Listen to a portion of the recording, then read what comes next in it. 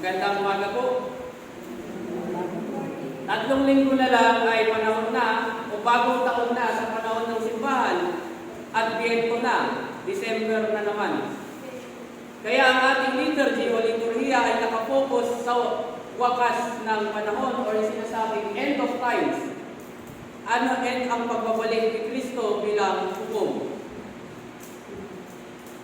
Ang ano ang gagawin mo kung si Jesus ay dumating sa harap ng iyong bahay?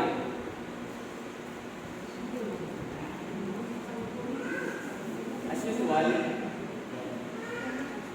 Pero kailan ba siya darating at paano? Kung kailan, walang nakakaalam.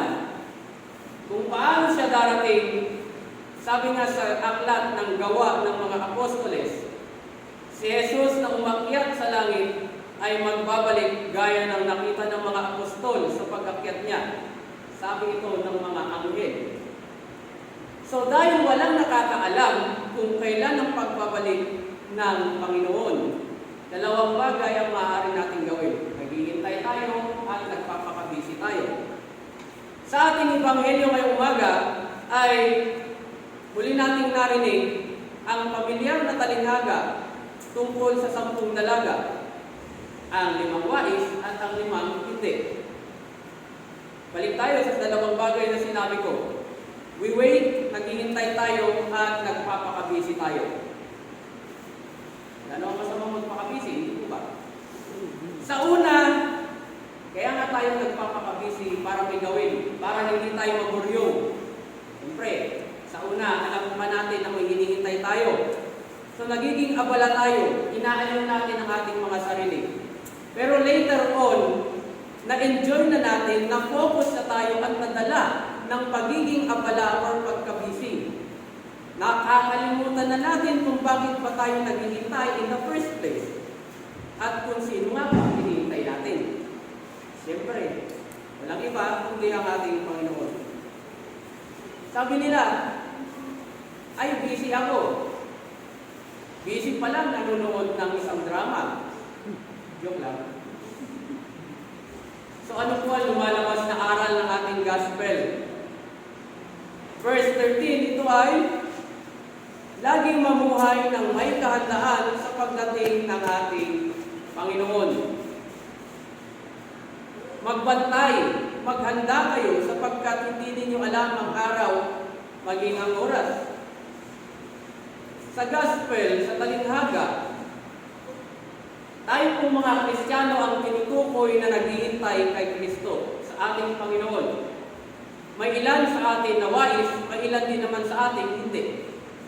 Bakit sila wais? Kasi pinaghandaan nila. Yung hindi, umasa sila, nakakasya pa ang dala nila. And kung titignan natin, dahil panahon nito ng kasalan, pareho din naman silang naging busy. Inaliw nila ang kanilang mga sarili dahil sigurado may toka-toka ito. Hinanda ang mga sarili dahil kasal ang pupuntahan nila.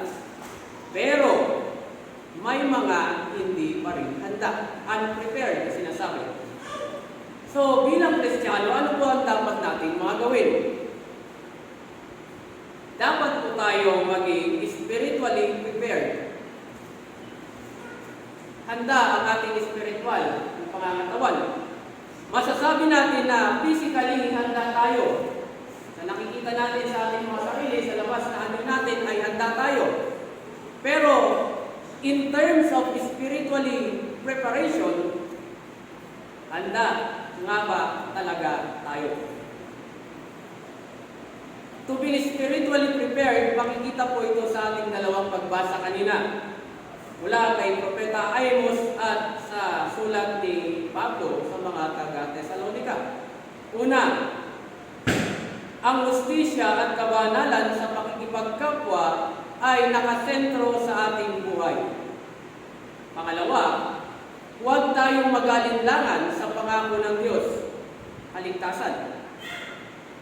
In relation sa spiritual preparation na binanggit ko, na dalawa,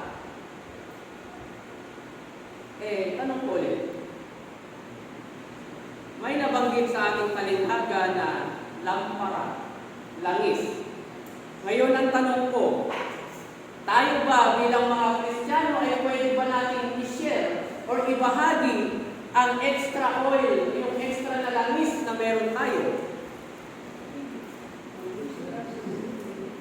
May nagsasabing pwede, may nagsasabing hindi.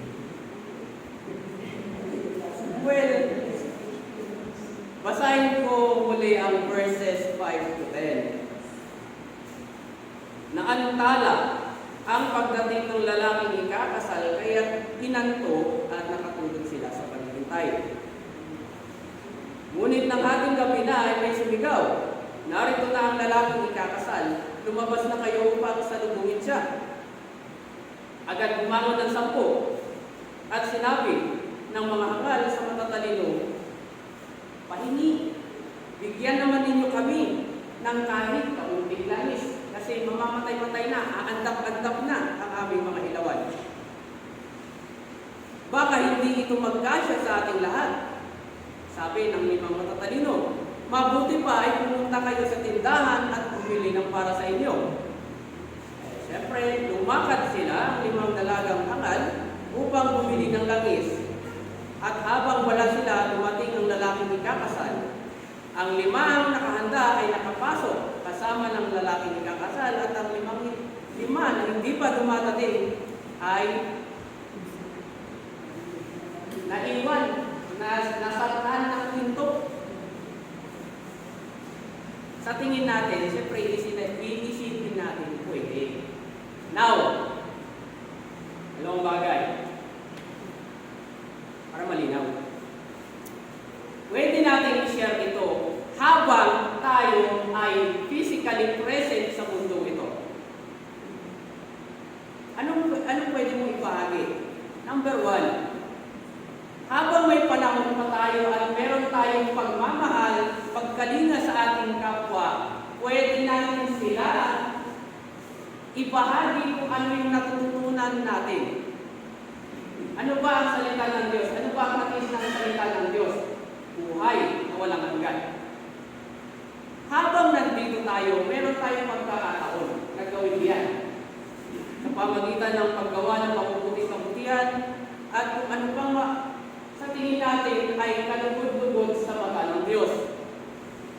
But, pangalawa, hindi natin pwedeng i-share once we are not physically present sa mundo ito. Meaning to say, pag nasa harapan na tayo ng Diyos. We can say yes habang nandito tayo. Second, hindi na. Kasi pagdating sa harapan ng Diyos, kapatid, anak, ano bang ginawa mo sa baba? Bakit hindi? Nung tayo ay, halimbawa, yung mga nauna sa atin, nung sila pa ay nabubuhay, ginawa nila yung kanilang makakaya para maging kalugod-lugod sa mata ng Diyos.